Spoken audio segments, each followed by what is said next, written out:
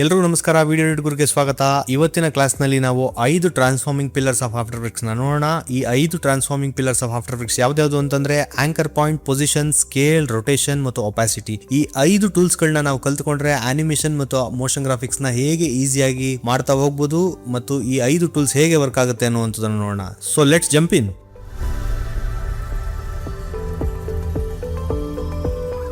ಈಗ ನಮ್ಮ ಮೊದಲ ಮತ್ತು ಅತಿ ಮುಖ್ಯವಾದಂತಹ ಪಿಲ್ಲರ್ ಯಾವುದಂತಂದ್ರೆ ಆಂಕರ್ ಪಾಯಿಂಟ್. ಈ ಆಂಕರ್ ಪಾಯಿಂಟ್ ನಾವು ಹೇಗೆ ಯೂಸ್ ಮಾಡಬಹುದು ಅನ್ನುವಂಥದ್ದು ನೋಡೋಣ. ಈ ಆಂಕರ್ ಪಾಯಿಂಟ್ ಅನ್ನುವಂಥದ್ದು ಒಂದು ಕೇಂದ್ರ ಬಿಂದು ಅಥವಾ ಆ ಶೇಪ್ ಅಥವಾ ವೆಕ್ಟರ್ ಲೇಯರ್ಗೆ ಆಂಕರ್ ಪಾಯಿಂಟ್ ಒಂದು ಆತ್ಮ ಇದ್ದಂತೆ. ಸೊ ಈ ಆಂಕರ್ ಪಾಯಿಂಟ್ ನಾವು ಎಲ್ಲಿ ಪ್ಲೇಸ್ ಮಾಡಿರ್ತೀವಿ ಅಲ್ಲಿಂದ ಆನಿಮೇಷನ್ ಸ್ಟಾರ್ಟ್ ಆಗುತ್ತೆ. ಸೊ ನಾನು ಇದನ್ನ ಆಲ್ರೆಡಿ ಸೆಲೆಕ್ಟ್ ಮಾಡಿದ್ದೀನಿ. ಇದು ಸೆಲೆಕ್ಟ್ ಮಾಡೋದಕ್ಕೆ ಶಾರ್ಟ್ ಕಟ್ ಏನು ವಿ ಅನ್ನುವಂತ ಆಪ್ಷನ್ ಪ್ರೆಸ್ ಮಾಡ್ಕೊಂಡು ಇದನ್ನ ಸೆಲೆಕ್ಟ್ ಮಾಡಿದ್ರೆ ವೆಕ್ಟರ್ ಸೆಲೆಕ್ಟ್ ಆಗುತ್ತೆ. ನೋಡಬಹುದು ಇದು ಸೆಂಟರ್ ಅಲೈನ್ ಆಗಿಲ್ಲ. ಸೊ ಓಕೆ, ಇದನ್ನ ಸೆಂಟರ್ ಅಲೈನ್ ಹೇಗೆ ಮಾಡಬಹುದು? ಕಂಟ್ರೋಲ್ ಆಲ್ಟ್ ಹೋಮ್ ನ ಪ್ರೆಸ್ ಮಾಡಿದ್ರೆ ಇದು ಸೆಂಟರ್ ಅಲೈನ್ ಆಗುತ್ತೆ. ಸೊ ಈ ಪಾಯಿಂಟ್ ಇಂದ ಆನಿಮೇಷನ್ ಸ್ಟಾರ್ಟ್ ಆಗಿ ಈ ನಾರ್ಮಲ್ ಪಾಯಿಂಟ್ ಗೆ ಆನಿಮೇಷನ್ ಎಂಡ್ ಆಗುತ್ತೆ.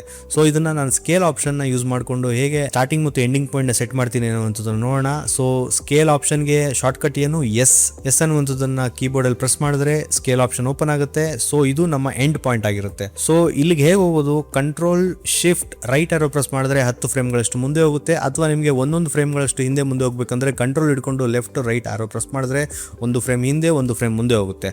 ಸೊ 10 ಫ್ರೇಮ್ಗಳಷ್ಟು ನಾನು ಆಲ್ರೆಡಿ ಮುಂದೆ ಹೋಗಿದ್ದೀನಿ. ಇಲ್ಲಿ ನನ್ನ ಆನಿಮೇಷನ್ ಎಂಡ್ ಆಗಬೇಕು. ಅದಕ್ಕೆ ನಾನು ಸ್ಟಾಪ್ ವಾಚ್ ಅಲ್ಲಿ ಸ್ಕೇಲ್ ಆಪ್ಷನ್ ನ ಕ್ಲಿಕ್ ಮಾಡ್ತೀನಿ. ಕಂಟ್ರೋಲ್ ಶಿಫ್ಟ್ ಲೆಫ್ಟ್ ಆರೋ ಪ್ರೆಸ್ ಮಾಡ್ತೀನಿ. ಇದು 0 ಇಂದ ಸ್ಟಾರ್ಟ್ ಆಗಿ 20ಗೆ ಎಂಡ್ ಆಗಬೇಕಾಗ್ತದೆ. ಸೊ 0 ಇಂದ ಸ್ಟಾರ್ಟ್ ಮಾಡ್ತೀನಿ. ನೋಡ್ಬೋದು ಸೆಂಟರ್ ಅಲೈನ್ ಆಗಿರೋದಕ್ಕೆ ಅದು ಸೆಂಟರ್ ಇಂದ ಅದರ ಕೇಂದ್ರ ಬಿಂದುವಿನಿಂದ ಆನಿಮೇಷನ್ ಪಾಪ್ ಔಟ್ ಆಗ್ತಿದೆ. ಸೊ ಫಾರ್ ಎಕ್ಸಾಂಪಲ್ ಇದನ್ನ ಹೇಗೆ ನಾವು ಎಕ್ಸ್ಪೆರಿಮೆಂಟ್ ಮಾಡ್ಬೋದು?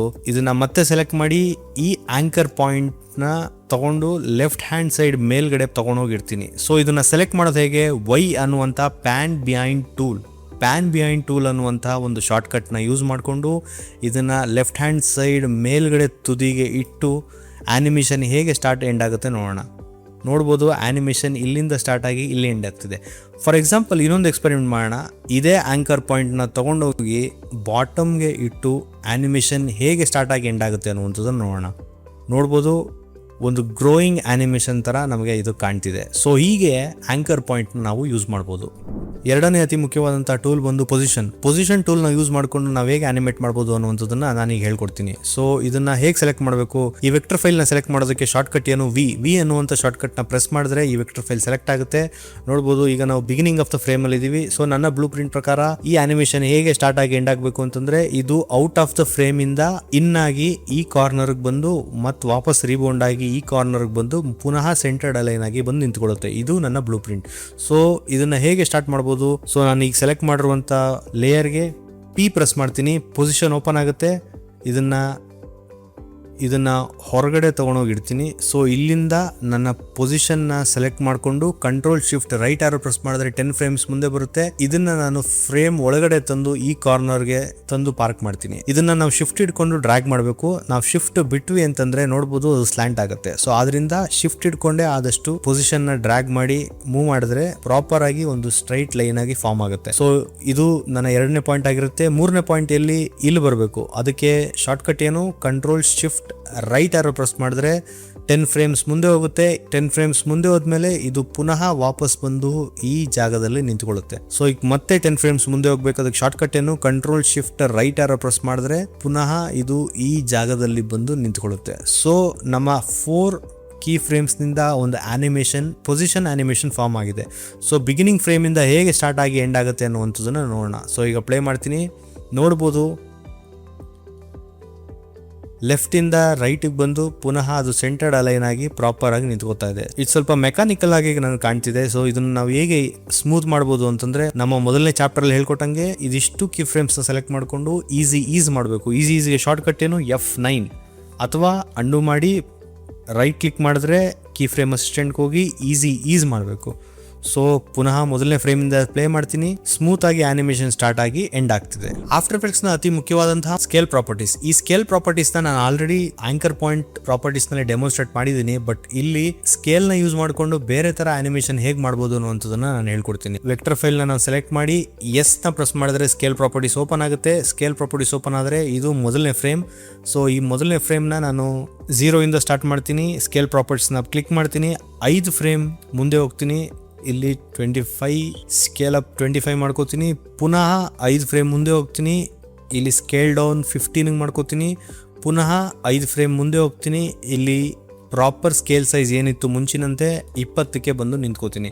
ಸೊ ಬಿಗಿನಿಂಗ್ ಫ್ರೇಮಿಂದ ಪ್ಲೇ ಮಾಡಿ ನೋಡ್ಬೋದು ಆ್ಯನಿಮೇಷನ್ ಈ ರೀತಿ ಇದೆ. ಬಟ್ ಇದು ಸ್ವಲ್ಪ ಮೆಕ್ಯಾನಿಕಲಾಗಿ ಕಾಣ್ತಿದೆ. ಸೊ ಇದನ್ನು ಈಸ್ ಮಾಡೋದು ಹೇಗೆ ಅಥವಾ ಇದನ್ನು ಸ್ಮೂತ್ ಮಾಡೋದು ಹೇಗೆ ಅಂತಂದರೆ, ಇಷ್ಟು ಕೀ ಫ್ರೇಮ್ನ ಸೆಲೆಕ್ಟ್ ಮಾಡಿಕೊಂಡು ನಾನು ಹೇಳ್ಕೊಟ್ಟಂಥ ಶಾರ್ಟ್ಕಟ್ ಏನು F9 ಶಾರ್ಟ್ಕಟ್ನ ಪ್ರೆಸ್ ಮಾಡಿದ್ರೆ ಇದು ಈಸ್ ಆಗುತ್ತೆ. ಬ್ಯೂಟಿಫುಲ್ ಆಗಿ ಒಂದು ಪಾಪ್ಔಟ್ ಆ್ಯನಿಮೇಷನ್ ಪ್ಲೇ ಆಗ್ತಿದೆ.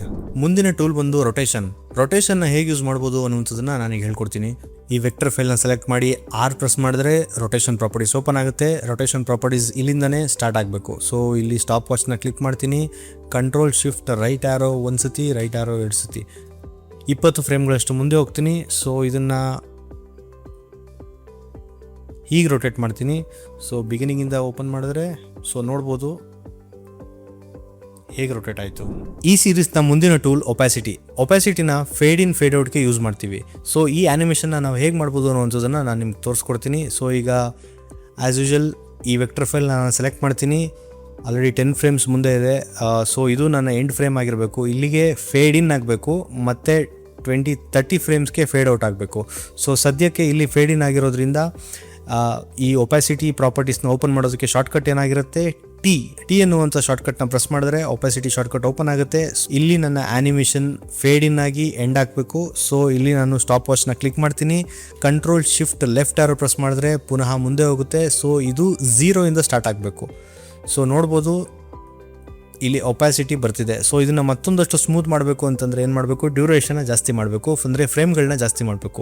ಕಂಟ್ರೋಲ್ ಶಿಫ್ಟ್ ರೈಟ್ ಆರೋ ಪ್ರೆಸ್ ಮಾಡಿದ್ರೆ 20 ಫ್ರೇಮ್ಗಳಷ್ಟು ಮುಂದೆ ಹೋಗುತ್ತೆ, ಅಂದರೆ 10 ಫ್ರೇಮ್ ಅಷ್ಟು ಮುಂದೆ ಆಗುತ್ತೆ. ಟೋಟಲ್ ಆಗಿ 20 ಫ್ರೇಮ್ ಅಷ್ಟು ಮುಂದೆ ಹೋಗಿರುತ್ತೆ. ಈ ಕೀ ಫ್ರೇಮ್ನ ನಾನು ಈ ಪಾಯಿಂಟರ್ಗೆ ತಂದು ನಿಲ್ಲಿಸಿದ್ರೆ ನೋಡ್ಬೋದು ಸ್ಲೋ ಆಗಿ ಫೇಡ್ ಇನ್ ಆಗ್ತಿದೆ.